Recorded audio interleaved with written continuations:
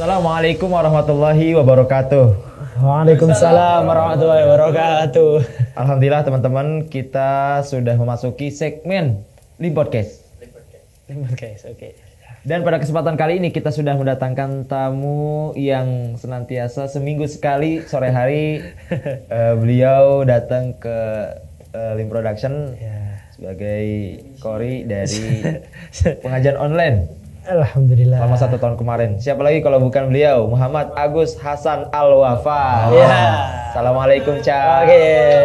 Muhammad Hasan Al-Wafa, nggak ada Agusnya. Oke ya. Ya. Agus Muhammad Hasan Al-Wafa. Hebat banget loh saya.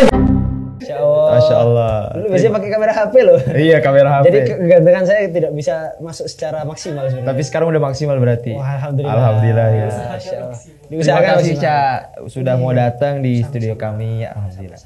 Kan biasanya kan jenengan jadi host. Oh iya, ya. Oh di Santri Mengaji. Santri Mengaji. Ya, alhamdulillah. Sekarang saya sudah tidak jadi host, sekarang jadi narasumber. Ini entah naik tingkat atau turun tingkat ini. Naik tingkat kayaknya. Oh, naik tingkat ya. Oh iya. Nah, Ca. Alhamdulillah. Mungkin selama sebelum kemarin jenengan itu pernah menjadi pengurus salah satu Lajnah Basul Masail Pondok Pesantren LBM. Iya, hanya. Nah, yang namanya LBM itu kan identik dengan Basul Masail. Okay. Nah, Ca, ceritain dong tentang awal mula minat jenengan di Basul Masail dan keseruannya. Gimana kalau dibilang minat ya? Ini sebenarnya kalau saya disebut pengurus kurang baik karena saya juga nggak terlalu terurus orangnya. Iya. Jujur kalau mau boleh dibilang ya saya cuma khidmah di sana, bantu-bantu nyapu gitu saja lah ya. Alhamdulillah. Kalau untuk Basul Masail, kalau boleh jujur ya, ini sebenarnya rahasia. Cuman saya ngasih tahu ke sampean aja. Oh iya. Kalau yang lain dengar nggak apa-apa lah. Oke, sama teman-teman. Anggap aja nguping. Iya. Jadi saya dulu itu sebenarnya tidak terlalu tertarik sama Basul Masail. Oh, tidak terlalu tertarik. Iya. Saya itu lebih suka musyawarah di kelas. Karena kan di Lirboyo kan mulai dari kelas sampai daerah sampai angkatan kan ada musyawarahnya. Iya, ada sampai musyawarah. Terakhir di Basul Masail itu yang bisa sampai keluar pondok lain dan segala macam. Dulu itu saya lebih suka musyawarah di kelas. Kemudian ya karena saya nganggap kayak malu saya. Oh, malu. Kayak apa sih Basul Masail? Ngapain saya sih di sana? Apalagi dulu saya pertama kali nyoba. Jadi saya seperti itu berdasar karena saya dulu pertama kali mondok langsung nyoba. Karena saya dulu pertama kali mondok langsung sekolah malam. Akhirnya langsung ikut musyawarah Fathul Qorib ketika itu, malam Kamis. Lah, saya pertama kali nyoba itu bertanya. Karena kata saya tuh saya punya guru namanya Bapak Abdul Hanas, beliau itu yang menginspirasi saya dalam Basul Masail. Kata beliau, "Wis pokok ngomong. Kalau ndak jawab ya nyangkal, kalau ndak nyangkal ya tanya lah." Iya, yang penting ngomong lah. Iya, sepenting ngomong kan. Udah. Mungkin ya karena setengah saya memang orangnya nggak tahu malu, ya pokok langsung disaut saja itu. Ketika saya tanya, mungkin karena ada satu ya namanya orang pertama kali ngomong ya, beribet segala macam, itu diketawain orang satu LBM Pak, orang 500 Pak yang ketawa Pak. Iya. Itu hati kecil saya itu tergoncang Pak. Tergoncang. Apalagi tahu sendiri kan, hati saya itu sangat lembut kan. Ya. Itu. Nah akhirnya setelah itu saya takut ya. Bukan vakum sih karena nggak pernah memulai ya, bukan berhenti ya karena memang ya enggak minat lah. Kemudian saya sukanya ya cuman ikut-ikutan aja sama teman-teman. Teman saya kumpul ya saya ikut kumpul karena saya nggak tahu mau ngapain lagi. Jadi saya ikut Basul Masail itu karena jujur ya, bukan karena minat, karena nganggur sebenarnya. Oh, nganggur. Karena saya ngapain lagi? Iya, mau ikut bantu-bantu kayak Roan, saya juga fisik saya kan lemah. Iya, karena kan saya kan masih kecil ketika itu. Iya. Masih lembut sekali ya. Lembut sekali. Lah, terus juga mau ini saya ketika itu bingung mau ngapain saya. Akhirnya ya udahlah, teman-teman saya ketika itu malam-malam pada ke LBM ya udah saya ikut ke LBM. Kemudian saya mulai aktif itu gara-gara tanggungan. Tanggungan. Iya, jadi sama guru saya ditunjuk.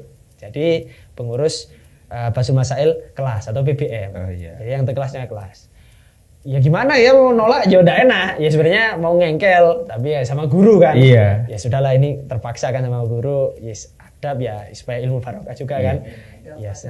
Ada di atas ilmu apa ya kan begitu kan. Iya. Akhirnya ya sudahlah. Udah saya oke, masuk, ya udah akhirnya di sana mau nggak mau kan, udah jadi pengurus nggak mau nggak aktif kan ya udah enak. Ya meskipun kadang-kadang ya tetap nggak aktif karena saya ngerasa itu wah mungkin ini bukan basic saya. Ya dipaksa, ya alhamdulillah akhirnya bisa menikmati keseruannya. Wah bisa kocul-kocolokan, bisa Karena di sana itu saya pikir Basul Masail itu tempat diskusi yang di sana itu ilmiah. Karena apa? Karena yang dibahas itu betul-betul soal data dan keilmuan. Di sana hampir sedikit sekali membahas tentang personal seseorang. Iya. Kumpulan yang bukan hanya sekedar gibah. Ya, gak gibah. Biasanya kan yang enak gibah itu. Iya, enak sekali itu kan. Anda tahu sendiri kan? Atau mungkin sering? Enggak. Oh enggak, oh ya. Nah, begitu. Jadi apa namanya? Ketika saya di LBM itu orang itu jarang mengkomentari soal pribadi atau orang disebut dengan ad hominem. Karena ya yang kumpul orang satu pondok. Nggak sempat kenal satu-satu. Iya. Ya, pokoknya sana bilang begini, kami kami tolak gitu aja. Yang ditolak argumennya karena kita nggak kenal itu siapa sih itu. Ya paling yang terkenal 1-2 orang aja yang ya mungkin yang menarik baru yang dikenal. Nah di situ jadi saya menemukan bahwa nikmat ya dari sana lah. Oh dari sana. Jadi silaturahmi banyak kenal sama antar musyawirin, terus juga ketika Basul Masail di luar pondok, ya jadi bisa lebih luas lagi pergaulannya. Jadi merasakan obrolan yang lebih berilmiah. Iya, ya kayak obrolan kita lah. Iya. Ya meskipun kita agak serius. Ini obrolannya serius gak sih? Oh enggak. Oh enggak serius ya. Oh iya. Itu mau goyang nggak enak. Oh iya, santai aja. Oh iya, saya ya. agak susah guyon. Oh gitu, Anda pendiam ya? Oh pendiam sekali. Wah, sama saya juga. Sama. Nah, terima kasih. Yeah. Nah, jenengan itu kan selama 1 tahun kemarin menjadi kori pembacaan kitab kuning di pengajian online. Udah gak Basul Masail lagi. Oh, udah gak Basul Masail lagi. Iya. Oh, ini ada itu ya. Iya. Ya, terus selain beliau jenengan itu kan ikut di LBM. Okay. Setelah 1 tahun kemarin itu jenengan kan menjadi kori pembacaan kitab pengajian online di Lim Production. Oh, okay. Seminggu sekali sore hari ini. Ya, setiap hari Sabtu itu. Alhamdulillah. Sore-sore kan enaknya nganggur itu. Malah ngaji ya. Ngaji. Masya Allah. Ya nggak apa-apa lah, Cak. Iya, ya kalau saya sih tinggal ngaji ya. Yang nyiapin set kan sampai aja. Oh iya. Nah, tentang terkait pengajian online, Cak. Menurut panjenengan bagaimana sih tanggapannya? Masih worth it atau enggak atau bagaimana lah? Oh, tanggapan saya tentang ngaji online. Ngaji online. Saya suruh menanggapi diri saya sendiri berarti. Iya, bagus. Bagus. Kalau lebih menjiwai dia. Saya memuji dong. Iya. Kan diri saya sendiri. Siap. Karena kalau bukan diri sendiri siapa lagi? Siapa lagi yang mau memuji? Paling ibu kita. Iya, ibu kita Kartini. Ibu saya sudah meninggal. Jadi begini, kalau di ngaji online itu saya kira tanggapannya sangat positif sekali. Bukan karena saya yang mengaji ya. Nanti kalau saya bilang positif karena saya mengaji dikira memuji diri sendiri. Iya, enggak. Saya kan tidak sombong. Tapi riak dikit-dikit lah. Iya. Jadi memang ngaji online itu alhamdulillah di zaman sekarang itu adalah salah satu bahasanya media untuk orang itu supaya paham untuk mengaji. Karena kita tahu sendiri bahwa sekarang semua orang ngaji online, kiai-kiai ini sudah ngaji online dan itu sangat baik sekali. Karena jihad algoritma lah ya. Kita memerangi sesuatu. Nah kita tahu bahwa di media sosial itu kan alat. Nah, alat itu kan bisa digunakan oleh siapapun.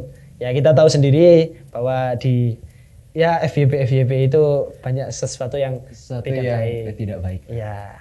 Akhirnya kita dengan beliau-beliau mengaji itu bisa mengimbangi ya lebih baik lagi bisa sampai mengalahkan yang begitu. Jadi memang dakwanya sekarang di HP. Karena orang zaman sekarang kan kehidupan sehari-hari kan tidak lepas dengan HP. Jadi alangkah baiknya kita dakwah dimasukkan ke HP. Itu baik sekali saya kira. Dan juga karena ini hubungannya adalah media sosial akhirnya bisa menjangkau siapapun yang megang HP. Oh iya. Sekali itu saya kira. Berarti tidak tertakar oleh usia dan lain sebagainya. Tidak ada. Bahkan kan kalau kita lihat di Instagram kan ada pengaturannya itu kan ada kan ketahuan kan siapa penonton kita kan kelihatan kan. Itu kan kalau kita lihat itu kan penontonnya kan rata-rata ya umur 12 ke atas ada, umur 15 ke atas ada, umur 30 juga ada kan begitu. Iya. Dari yang muda, dari yang tua, dari yang cowok, cewek. Ya begitulah.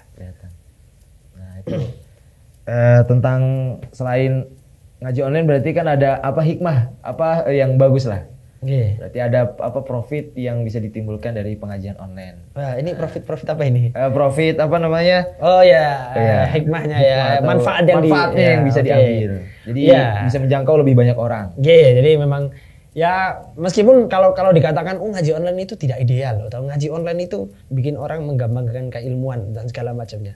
Ya betul, ini bukan, katakanlah ini bukan media yang paling terbaik, tapi ini adalah yang paling bisa diusahakan dengan baik begitu. Jadi kalaupun kekurangan pasti ada, ya kan? Pasti ada. Ya kan, wa in tajid aibtan. Kalau kamu nyari sesuatu yang nggak ada aibnya, ya kamu menghabiskan ilmu untuk kesia-siaan begitu saja. Iya. Tapi ya ini kita usahakan dengan evaluasi dan aksi. Ya mungkin ada orang-orang yang memang nggak bisa datang ke pondok karena ekonomi dan lain sebagainya mungkin. Mungkin karena apa? Karena pekerjaan atau karena apa?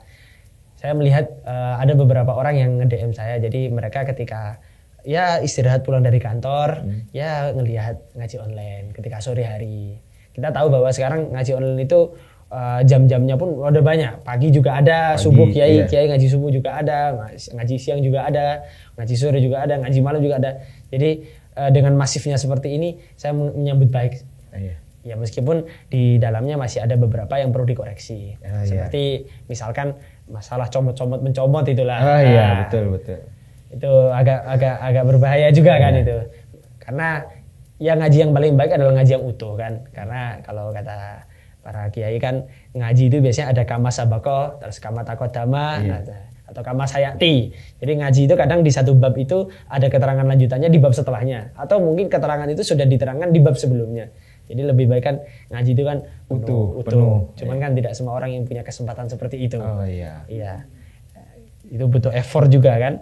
Nah, untuk masalah comot mencomot ini kadang kalau orang mencomotnya agak serampangan, nah itu yang agak kita riskan kan, karena itu takutnya nanti malah menimbulkan persepsi atau malah ya semoga saja tidak bisa sampai menimbulkan kesalahpahaman.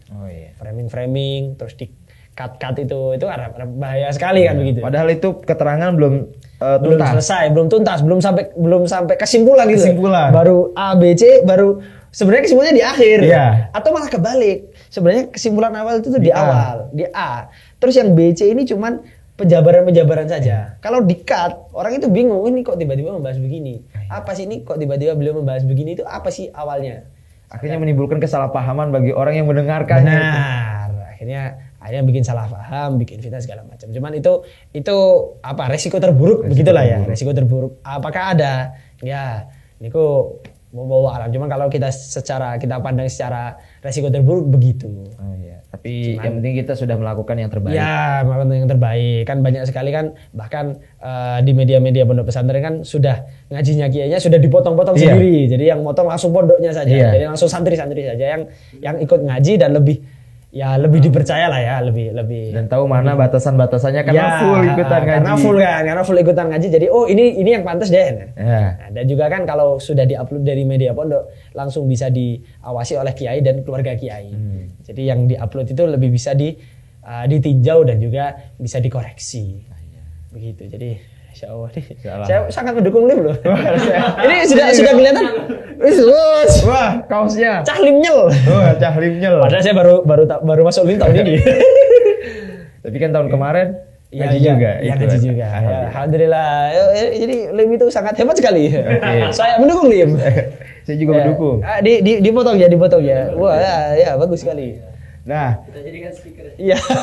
Tentang manfaat yang didapatkan dari pengajian online itu bagus sekali. Cuman tentang sanad keilmuan, karena yang namanya belajar mengajar, terus apalagi mengaji ya, itu kan butuh sanad keilmuan agar ilmu kita itu tahu sumbernya dari mana. Baik.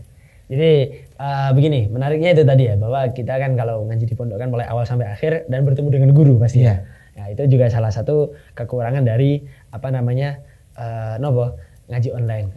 Jadi kita tidak tahu haliyah karena di luar ngaji, di luar pengajian, di luar ketika yai sedang membalah, sedang mengorek kitab itu ada banyak haliyah, ada banyak perilaku beliau yang justru di sana yang bisa kita buat ibroh kan. Nah, di sana memang kekurangannya di sana. Tapi itu sebenarnya bisa ditambali dengan apa? Dengan kita ngaji online itu bukan sebagai sumber primer. Dalam artian ini untuk kita agar dekat dengan keilmuan. Kalau mau betul-betul sumber primer yang murni, yang utuh, ya kita mendekatkan ulama, kita dekat kiai-kiai, ya kan begitu. Langsung bermuajahah. Nggih, saya di Indonesia ini saya husnudzon bahwa tidak ada di daerah itu yang tidak ada kiai sama sekali. Iya. Saya husnudzon betul. Minimal kalau tidak satu kecamatan, satu kabupaten pasti ada lah. Pasti ada. Iya, saya husnudzon betul lah itu. Pasti ada kiai yang apa namanya, yang kompeten segala macam dan bisa untuk di ngaji. Memang sebisanya saja.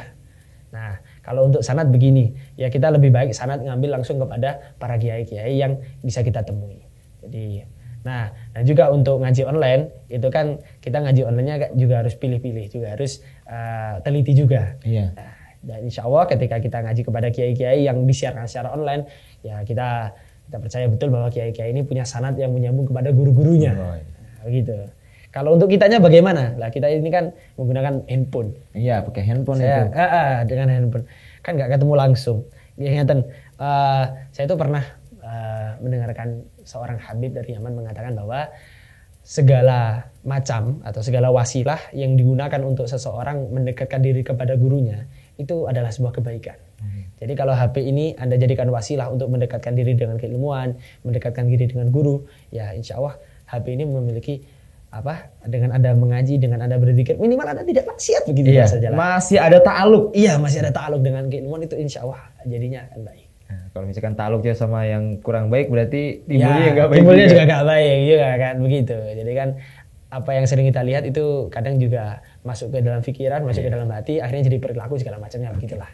Ya berarti ketika kita ngaji online masih tersambung sanadnya dengan guru kita. Karena masih, ya itu intinya ada ta'aluk. Cuman kalau untuk sumber primer itu tadi ya. Kalau untuk ta'aluk, untuk mendekatkan diri kita kepada keilmuan agar kita lebih mengenal tokoh-tokoh keislaman, terus kita tahu bagaimana mengaji, kita ingat zikir, kita tahu, ya itu baiknya di sana. Berarti sumber pendukung saja. Iya, sumber pendukung atau memang ketika kita tidak sulit untuk datang ke beliaunya. Iya, jadi memang apalagi kan ada beberapa yang mungkin alumni pondok pesantren yang kangen ngaji dengan kiai, tetapi karena jauhnya kendaraan atau jauhnya perjalanan segala macam, akhirnya harus menggunakan ngaji online. Gimana nopo? Karena itu intinya untuk ta'aluk, untuk kedekatan hati kita kepada beliau-beliau, kepada keilmuan, kepada para ulama-ulama.